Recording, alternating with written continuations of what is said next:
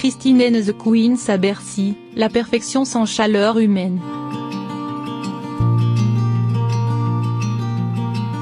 Annoncé à grand renfort de publicité dès le mois de mars, les 2 concerts parisiens de Christine and the Queens étaient parmi les plus attendus de cette fin d'année. La jeune femme, qui se fait également appeler Chris,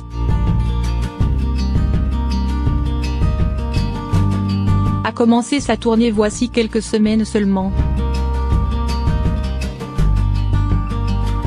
C'est précédé par une rumeur très positive que la chanteuse française la plus appréciée à l'étranger a investi la plus grande salle de France. L'Accor Hotel Arena de Bercy, mardi soir, pour sa rentrée parisienne.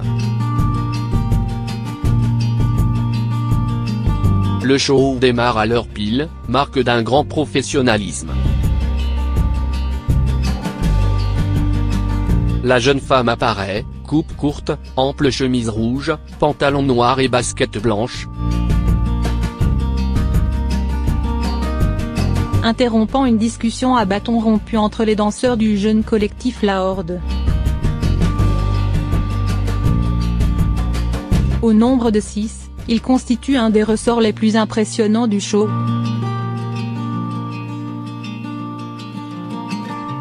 Découpé en tableaux successifs, le spectacle, très référencé, montre à quel point la jeune femme maîtrise les codes de la danse, du théâtre en passant et du récital plus classique.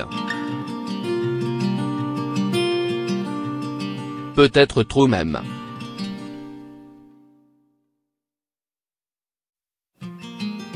Celle qui se destinait à la mise en scène a composé un show qui ne laisse rien au hasard, très réfléchi, qui exclut parfois le public.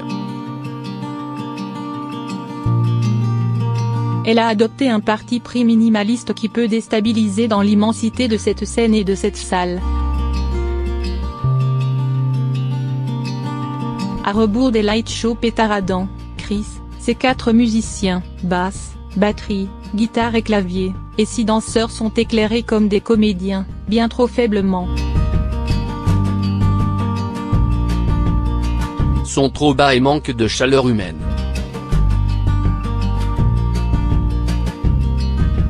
Le son, trop bas, n'emporte pas non plus. On pense souvent à West Side Story dans les gestes amples et urbains de la troupe, au sein duquel la chanteuse trouve naturellement sa place. Sa gestuelle et sa voix sont précises et fortes. Dans une de ses, trop, nombreuses interventions parlées, la chanteuse s'amuse de sa petite taille rapportée à l'espace de la salle. C'est trop grand, c'est trop gros, c'est parfait lance-t-elle, tutoyant le public comme elle en a l'habitude depuis ses débuts. Les aplats en fond de scène ont la froideur des fonds d'écran anonymes de PC de bureau.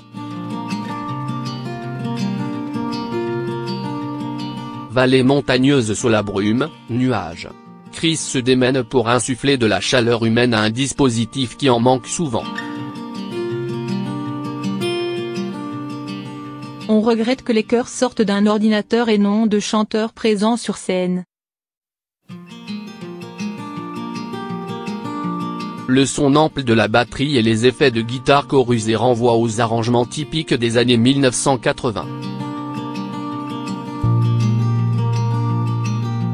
L'influence écrasante de Michael Jackson n'est jamais loin. Elle l'assume en citant son tube Man in the Mirror. Le public, assez réservé sur les chansons nouvelles, laisse éclater son enthousiasme sur les pièces tirées du premier album, sorti en 2014.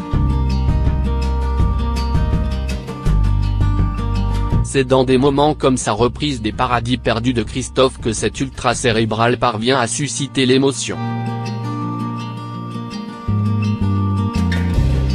Dans un dépouillement non dénué d'intensité, en particulier sur les tableaux où elle est en solo. des pancartes brandies dans la foule en son honneur. Un personnage aux allures d'Eddie de Pretto vient l'enlacer pendant Goya. Soda, une des chansons les plus ambitieuses de son nouvel album. Les structures soutenant les musiciens se déplacent au fil du concert. Sur Nuit 17 à 52, titre phare de ses débuts, elle abandonne danseurs et musiciens pour un face-à-face intime avec des spectateurs pour beaucoup conquis. Dans la foule, les pancartes One of Us et We Accept You sont brandies, à la surprise de la jeune femme. Mais qui a organisé ça?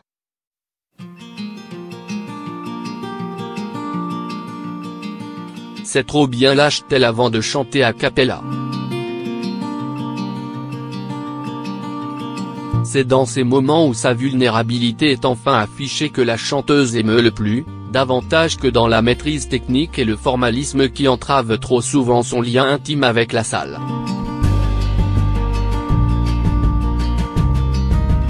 En rappel, elle apparaît au sein des gradins, en simple soutien-gorge, la chemise à la main, avant de fendre la foule avec élégance. Avant de disparaître à l'issue d'1 heure et demie de spectacle, Chris déclare 2019 année de l'empathie.